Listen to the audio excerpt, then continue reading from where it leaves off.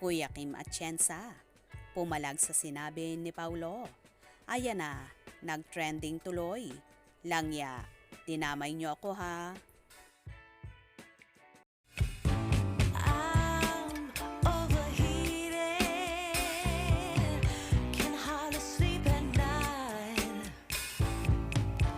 doing crazy dreaming. You're the reason why.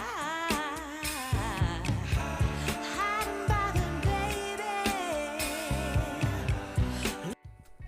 Wagi na naman ang interview ni Luis Manzano kay Paulo Avellino sa kanyang vlog sa YouTube.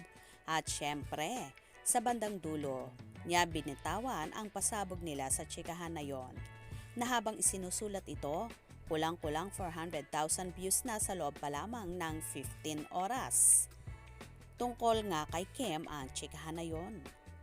Napakaraming nag-message sa akin, Brother Pau, hindi nawawala, lalo na sa Twitter, say ni Luis. Kinakabahan ako sa question. Pangiting-iting reaksyon ni Paulo. So, yung sa inyo ba ni Kim, totohanan na?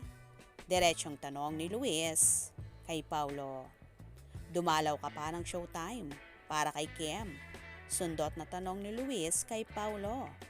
Natinawanan ng huli. Sa totoo, nagwo-workout kayo ni Kim, ni Kuya Kim Atienza? Prangkahang tanong ni Luis kay Paulo.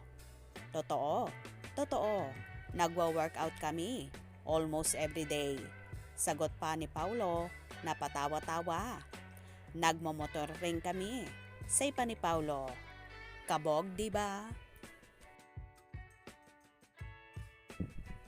Anyway, nakiliti naman ang mga fan nila ni Kim Chiu dahil napag-usapan din ng mga Kim Pao topic.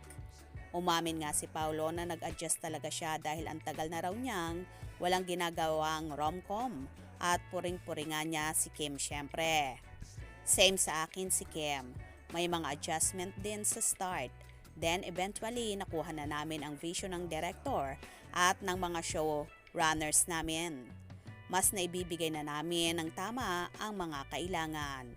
But it was a very drastic change dahil anlin lang, it tackles adultery at may mga bata pang involved. Hindi siya madali, sabi ni Paulo. Pero ano ang pakiramdam niya na ang lakas ng tandem nila ni Kim o Kim Pao? I am very appreciative for them to keep on posting, keep on tweeting. That takes time and effort and I appreciate time and effort. Chika niya. Siya nga pala, pangarap makatrabaho ni Paulo sina Vilma Santos, Nora Honor, Tessie Tomas at Sharon Cuneta. Marami pa talaga. Lagi kong gusto na makatrabaho sila dahil mind-opening talaga ang mga matututunan mo from them, not just in front of camera, kundi off camera rin, say na lang ni Paulo. At syempre may shot and pass na portion na kapag hindi kayang sagutin, magsha-shot siya. Unang tanong ni Luis, single ba si Paulo ngayon? At bongga dahil nag-shot si Paulo, sabay tawa. Meaning, hindi siya single ngayon ha. Pangalawang tanong, may nililigawan ba ngayon? Si Paulo at bongga again dahil uminom talaga siya. Meaning, may nililigawan siya ngayon.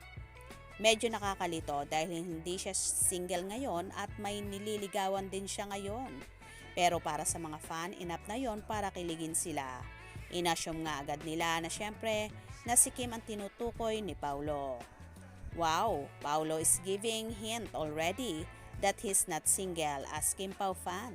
So proud of him for being honest. Hindi na kailangan maghintay ng confirmation.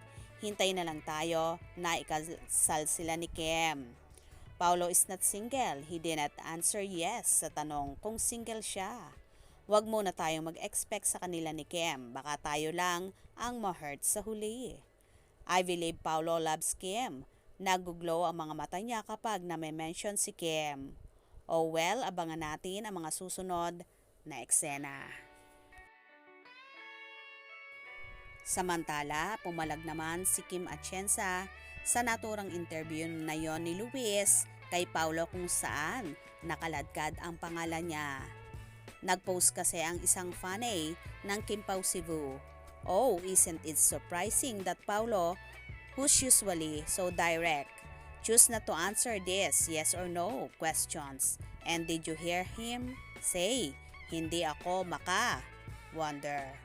At dito nga ni-repost ito ni Kim Atienza at sinabing, ayan na, nag-trending tuloy, langya, dinamay nyo ako ha, all good, hashtag Kuya Kimpaw.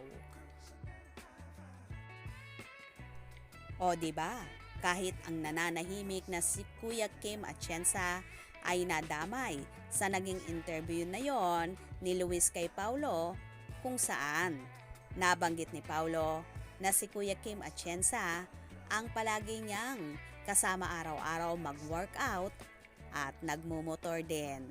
Ganon din, si Kuya Kim Atienza rin daw ang dinadalaw niya sa showtime.